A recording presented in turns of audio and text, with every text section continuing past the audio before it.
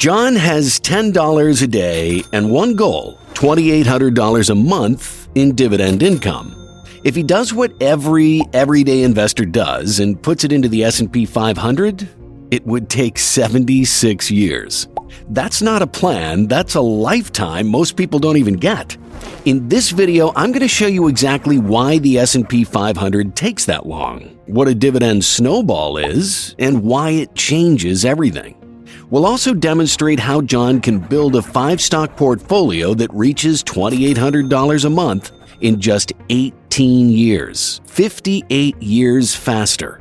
And if you stick around until the end, I'll show you how one simple adjustment cuts that timeline down to 13 years, the fastest way to live off dividends. But to understand why 18 years is even possible, John needed to answer one question first. How much money does $2,800 a month actually require? Well, it all comes down to one thing: yield. Yield is how much cash your investments pay you each year, shown as a percentage. The higher the yield, the less money you need sitting in your account to hit the same income goal. To reach $2,800 a month in dividend income at a 2% yield, John would need roughly $1.68 million invested. At 3%, that drops to about $1.2 million. At 4%, it's around $840,000. At 5%, closer to $672,000. Same $2,800 a month, completely different mountain to climb. But let's be real, nobody has a spare million sitting around waiting to make them $2,800 a month. If you're aiming for that kind of income, it's not about having money, it's about building it. And that's where John realized something most people overlook. The path to $2,800 a month isn't just about how much you save. It's about how hard your money works while it sits there. But there's a second piece that makes this even more powerful. It's called dividend reinvestment, or DRIP. Instead of cashing out the dividends your investments pay you, you use them instead to buy more shares. Those new shares pay dividends too, and over time, that cycle starts feeding itself. Your money makes more money, and then that money makes even more money. Here's a simple example. Say you invest $10,000 in a stock priced at $50 a share. That gives you 200 shares. The yield is 4%. So in the first year, you'd earn $400 in dividends. Instead of spending that $400, you reinvest it and buy 8 more shares. Now, in year 2, you have 208 shares. That same 4% yield pays you $416. You reinvest again. That's another 8 shares plus a little extra. You're up to 216 shares, and you haven't added a single dollar of your own money. Year 3, those 216 shares pay you $432. Reinvest again, and now you're sitting on 225 shares, earning even more. Every year, the number of shares grows, the dividend gets bigger, and the next reinvestment buys even more. That is the dividend snowball. In year 1, it made you $400. By year 3, it's making $432 and accelerating. Yes, it's small at first, but the longer it rolls, the faster it picks up speed. The question is, what are you feeding the snowball? Because John ran that same snowball through the S&P 500, and the results weren't exactly what he expected. The S&P 500 is the most popular investment in the world, and for good reason. It's simple, it's diversified, and over the long run, it grows. The average annual price appreciation sits around 12%, and the dividend growth rate averages roughly 6% a year. On paper, that looks solid, but the dividend yield, the actual cash it pays you, averages around 2%, and that's being generous. That one number changes everything. If John starts putting in $10 a day, that's $3,650 a year going straight into the S&P 500 with every dividend reinvested. After 10 years, the projections show his portfolio growing to about $68,515. The dividend income at that point is barely noticeable. After 20 years, the portfolio climbs to roughly $295,484, but the annual dividends are still only around $2,000, and that's less than $170 a month.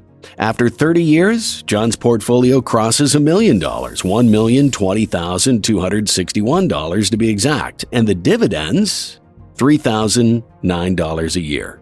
That's $251 a month. $1 million account paying $251 a month. The account got rich. John's life didn't change. And that's the problem with the S&P 500 for income. The growth is real, the compounding works, but it's all backloaded. The curve stays flat for decades and only explodes at the very end, by which point John would be 76 years into the journey. That's when the dividends finally reach $2,800 a month. The S&P 500 doesn't fail, it just delivers too late. So John started asking a different question. Not what grows the most, but instead, what pays the most, the soonest, without blowing up. That meant looking at the stocks differently, not chasing the highest yield, not chasing the highest growth, rather finding the balance between both. In a couple of minutes, I'm going to show you how to select the stocks for your goal. Then I'll show you how a portfolio of those stocks can reach the same goal, $2,800, in 18 years, not 76 years. And finally, I'll show you how to reach it even quicker in just 13 years. But first, let's build the portfolio.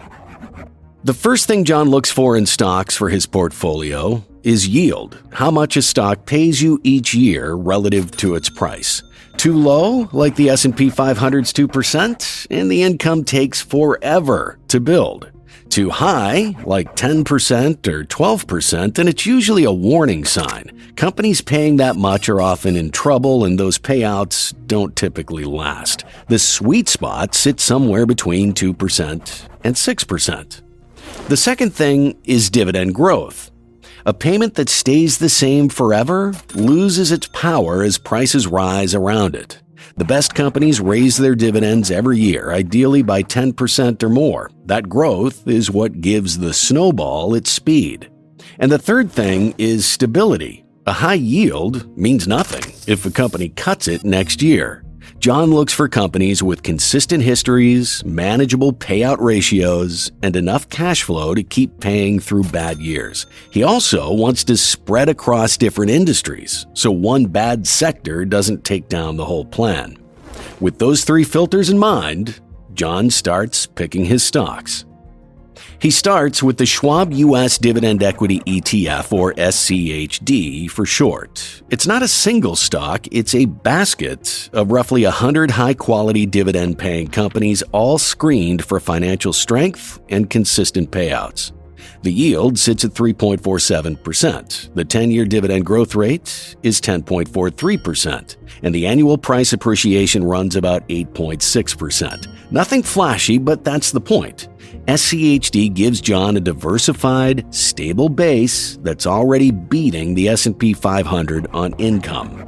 Everything else he adds builds on top of this. Next, John goes after yield. CubeSmart is a self-storage REIT. It owns and operates storage facilities across the country. The dividend yield is 5.9%. That's the highest in the portfolio by a wide margin. The dividend growth rate sits at 11.72% annually, which is solid. But here's the trade-off. The price appreciation is only 0.75% a year. It's almost flat. John isn't buying CubeSmart to watch the stock price climb. He's buying it for the cash flow. Every quarter, this stock is putting more money back into the snowball than anything else in the portfolio, and that is CubeSmart's job. Next stock on John's list is Tractor Supply. It doesn't grab headlines, it sells farm equipment, animal feed, and rural lifestyle products, but it's been raising its dividend every year for over 15 years straight, and the 10-year growth rate is 19.24% a year. The yield right now is 2.14% with price appreciation of 9.64%. On its own, 2.14% doesn't look like much, but a dividend that grows at nearly 20% a year doubles roughly every 4 years. Morgan Stanley takes the fourth spot, and its yield is 2.53%. Not an income stock on the surface, but the 10-year dividend growth rate is 20.66%, and the price appreciation runs at 19.17% a year. Both numbers are among the highest in the portfolio. And finally, we have Federal Agricultural Mortgage, AGM, the smallest name on the list, but the most aggressive. It provides financing for farms and rural infrastructure across the country. The dividend yield is 4.52%. The 10-year dividend growth rate is 23.48%, and the annual price appreciation sits at 14.36%. That combination, solid yield, the fastest dividend growth in the portfolio, and strong appreciation, is what bends the curve early. Across all 5 holdings at equal weight, John's portfolio blends out to a 3.71% dividend yield, a 17.11% dividend growth rate, and an average annual price appreciation of 10.5%. And it's that 17.11% growth rate that separates this portfolio from everything the S&P 500 can do. So, John has his 5 stocks, a plan, and $10 a day. The question now is simple. Does the math actually work? First, John starts simple. $10 a day. That's $3,650 a year going into the portfolio with every single dividend reinvested. After the first year, he's got $3,650 invested. That sets the stage for future growth.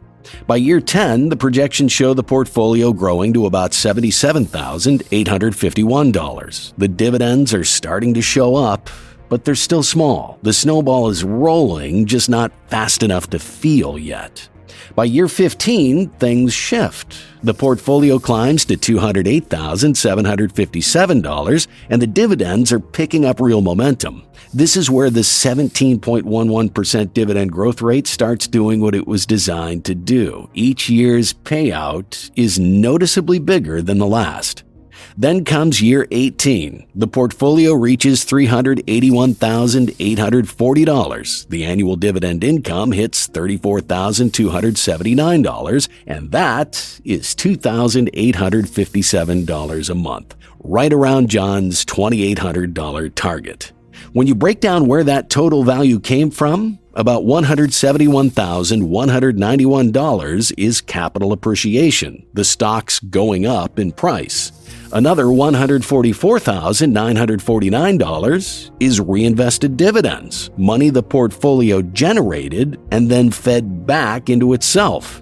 Together, that's $316,140 in value that John didn't even put in. The snowball built more than he did. And to really see what that means, let's put John's portfolio right next to the S&P 500. Same $10 a day, same starting points, completely different destination. On one side, the S&P 500. On the other, John's dividend portfolio. Both start at zero, both got fed $10 a day. The S&P 500 line barely moves for the first 2 decades. After 20 years, the dividends are still under $200 a month. After 30 years, with over $1 million in the account, it's paying $251 a month. The real growth doesn't show up until the very end of the curve, long after it matters.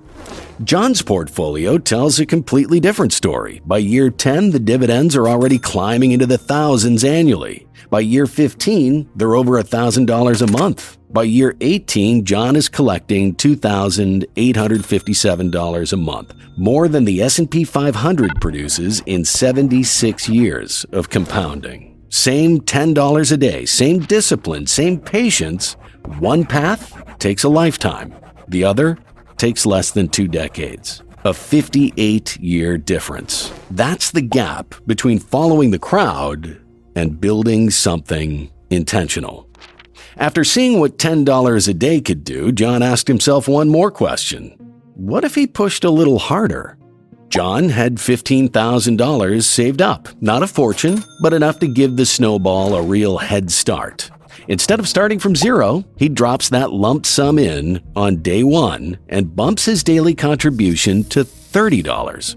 After 1 year, his portfolio is projected to be at $28,082. By year 10, the projections show the portfolio reaching $297,085. The dividends are already meaningful, with annual dividends of $16,128. By year 13, the portfolio hits $527,495. The annual dividend income climbs to $34,862, and that is $2,905 a month, well past the $2,800 target. Out of the total value, about $226,945 came from capital appreciation and $143,200 from reinvested dividends. That's $370,145 in value the portfolio created on its own. John added $153,350 out of pocket. The snowball nearly tripled his contribution. Two things make the difference here. The lump sum gave the snowball a bigger starting mass. More shares from day one means more dividends from day one. And the higher daily contribution kept feeding it faster. Same stocks, same strategy, same mechanics, just more fuel. When you line all three paths up, the gap is hard to ignore. The S&P 500 takes 76 years. John's portfolio at $10 a day gets there in 18. And with a $15,000 head start and $30 a day, it's 13. That's 63 years faster than the S&P 500. Same goal, three completely different timelines. The snowball doesn't care how much you start with, it just cares that you start. If you want a step-by-step guide on how to begin investing in ETFs, even with just $5,000, that video is on screen right now.